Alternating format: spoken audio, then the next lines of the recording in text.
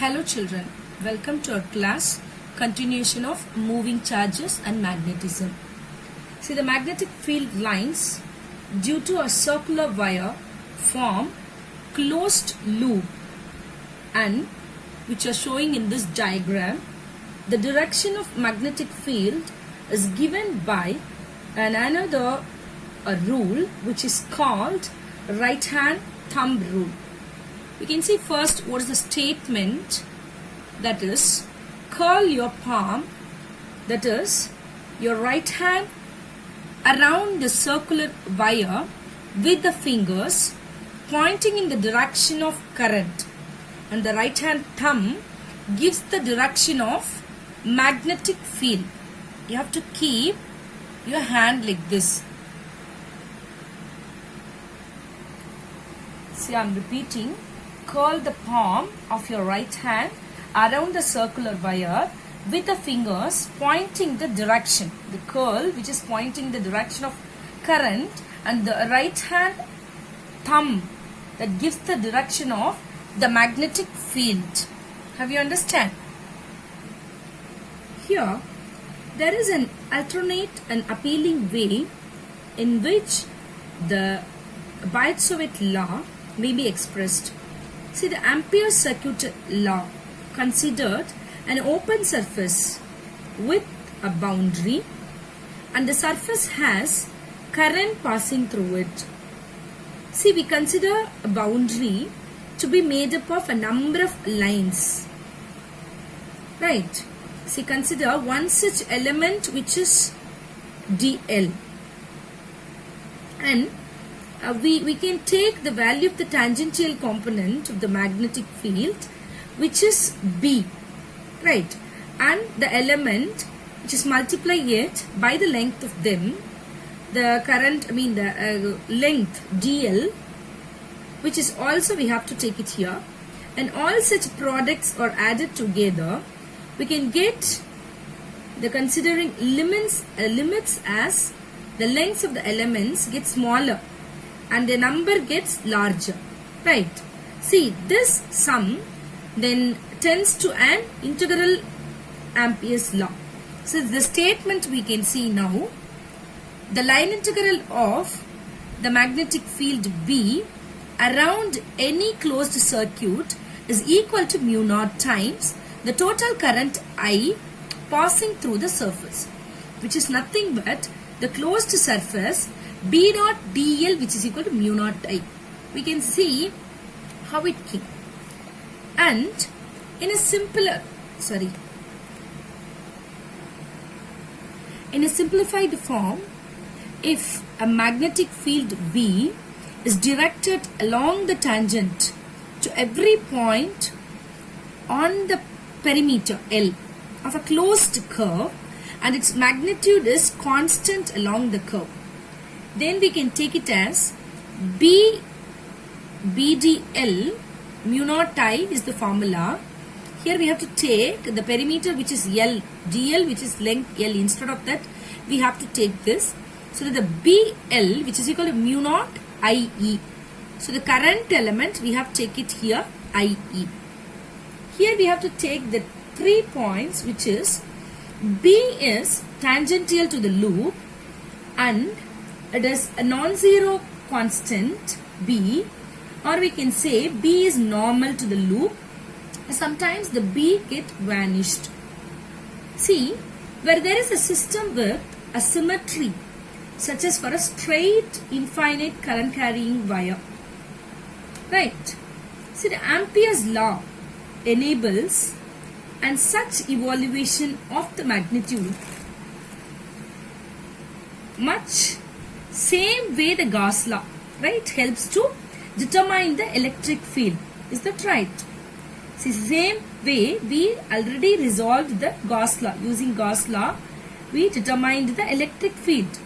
See, this exhibits, in that example we can see some examples. You can get more idea about the magnetic field, how it is tangential to the circumference of the circle, right?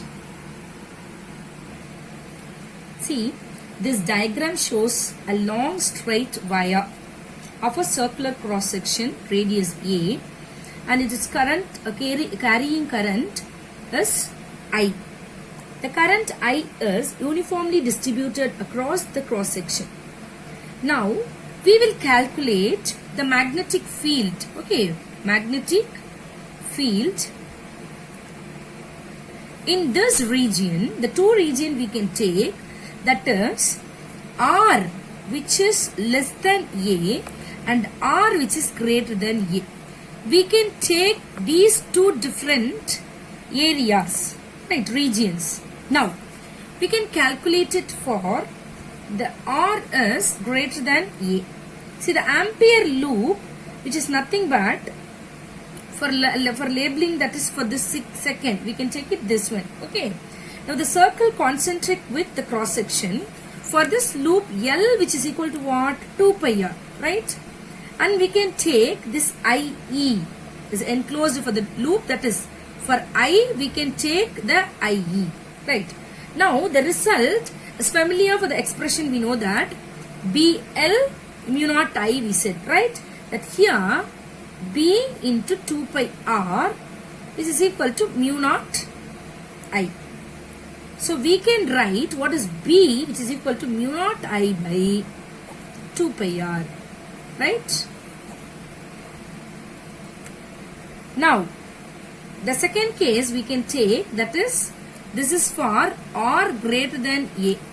See, this is for B, R which is less than A. Okay.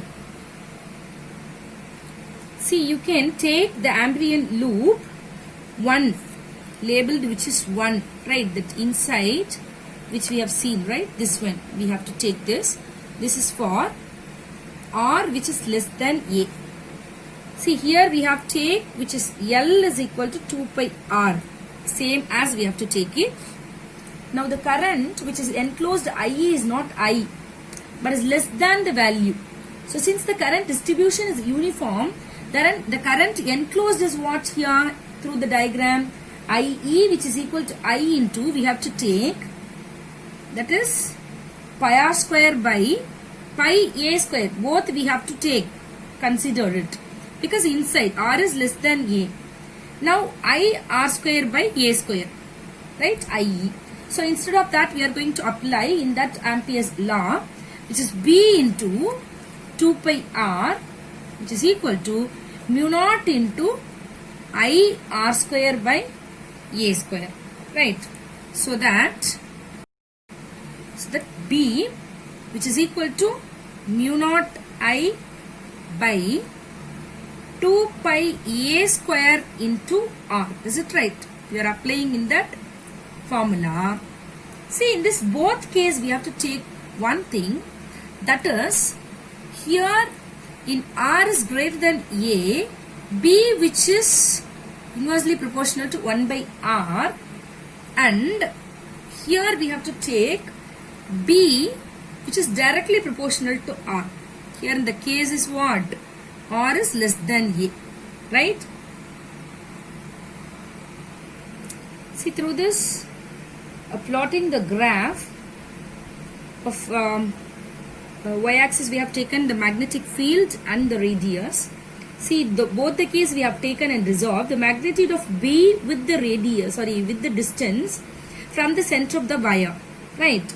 The direction of the field is tangential to the respective loops, maybe 1 or maybe 2. The both which is given by the right hand rule, that is described what we have already earlier we described in this session, right? See, this example nicely is applied for the Ampere circuital law, and we can prove it easily.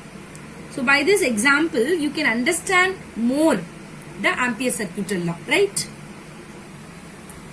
See, the above result for the finite wire is interesting from several points. See, it implies that the field at every point on a circle of wire, the radius R, the same in all the magnitude. In other words, we can say the magnetic field possesses, what is it, maybe cylindrical or symmetry, right? The field that normally can depend on 3 coordinates. See, It's only that depends only on R whenever there is a symmetry solutions. So in general it may be depend on the 3 coordinates, right? The second point, the field direction at any point on this circle is tangential.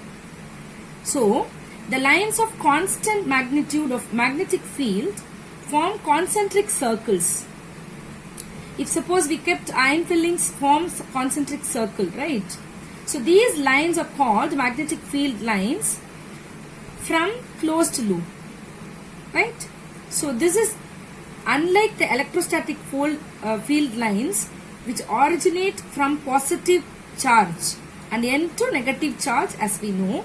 The expression for the magnetic field of the straight wire is provided a theoretical justification from which one? To the Oester's experiment, right?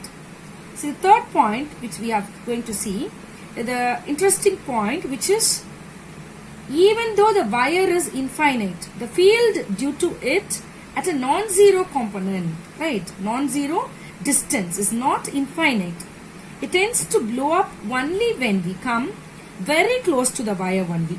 The field is directly proportional to the current and it is inversely proportional to the distance from the current source, right?